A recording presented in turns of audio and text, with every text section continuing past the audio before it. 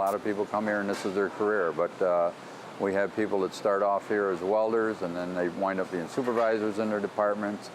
We're split up into 4 different business units here. They could rise up to be business unit managers. There's all kinds of opportunities. They can start off over here in sheet metal welding smaller parts and thinner parts like this, and they could wind up being a machinist in another part of the company. At BOCES, they may be taking courses for 2 to 3 years while they're in high school, and because this is a custom fabrication shop, they don't teach everything that we do here. So we have in-house training to upgrade their skills. I was actually working out of Syracuse. Never really saw myself working at a machinery type place. My background's been basically in sales and customer service over the last 8 years. They did a lot of onboard training for me because, again, I had no experience coming into this position. I mean, a lot of people are going out of the areas looking for jobs like I did myself working out of Syracuse. And, there's a lot of opportunities here in this area. This machine is a laser punch. It'll laser material out and it'll also punch holes in it. Larry's been here a long time. His training is, again, in-house training. You generally do not get this training on the outside. And what the company does is sells us these machines. They also offer training. These people are specialized. All they're doing here is bending material. This is pretty much an entry-level job. Being a fabricator is a lot more. I say it's an entry-level position because there's really not a lot of training on the outside, so it's an entry-level position from that point of view. But when they come in here, there's quite a bit of training we put them through to get to this level. Because it's very important that every one of these pieces, even though they come to them and they're pre-programmed and laser cut out or sheared, these guys have to have the math skills and blueprint reading skills to be able to bend this stuff up because it'll go to another area and have to be fit up. I came to Cameron 8 years ago, right out of high school, and I wasn't sure if I wanted to be a carpenter, which I took at BOCES, or start here. They gave me the opportunity to become a fabricator, so I started off fabricating for 3 years, and now I'm the shop supervisor. We have a complete engineering department with controls engineers, chemical engineers, and mechanical engineers, 2-year and 4-year degree engineers. We have SolidWorks programming and 3D modeling.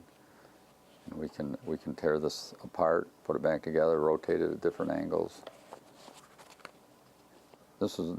Brandon, you have SolidWorks background? Yes. 2-year and 4-year degreed engineers over in this department, mechanical, controls, chemical engineering. You have an opportunity to come here, build this stuff on your computer, and then go out there and actually see it being built. This area of the shop is part of our spec fab area. And what you see over here is you'll only see 1 and 2 of everything being built. Earlier we're in the sheet metal area and you saw higher piece counts and tighter tolerances. Over here the material gets thicker. The fabrications get bigger because we do some installation work around the state. We'll pull people out of this area and actually through the whole shop, and we do installation work on Saturday and Sunday. So, our employees also have an opportunity after working here all week building pieces of equipment. They can go out in the field and install it. And why not? Because they're the most familiar with what they built. He's building sound enclosures today. He gets this done. If we didn't have any more sound enclosures, he might be building truck scale frames, decks, catwalks, stairways. So that's what's interesting about this place being, like I said earlier, custom fab operation. I mean, it's not all that repetitive. A lot of fabricating companies can build small parts.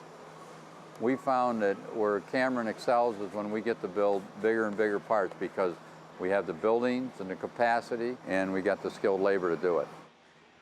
This is our machining division. It's grown, it's twice as big as it was. It's going to be growing again. We're going to expand it in another part of our buildings here. These people were trained at places like BOCES and Corning Community College. Corning has a certificate program and a degree program for machining. They come here and we fine-tune their skills. The company that we buy a lot of the equipment from in here offers schooling that we send these people to during the year. They can all program their own machines. They're not button pushers. And as you look down that way, everything's getting bigger and bigger because There's no place in this area that we can get big machining work done.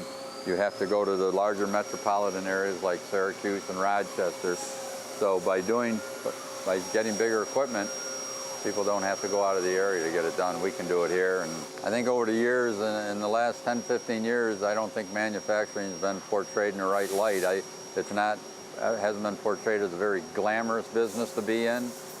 But as you can see, there's a lot of younger people now that are deciding they want to make careers out of this business because it's very interesting, a lot of opportunities, and manufacturing is not dead. It really isn't.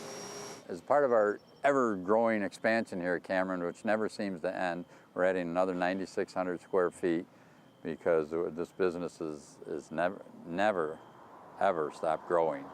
And right now we've got some special projects planned to put in this new building, and we're always looking for good quality people at Cameron.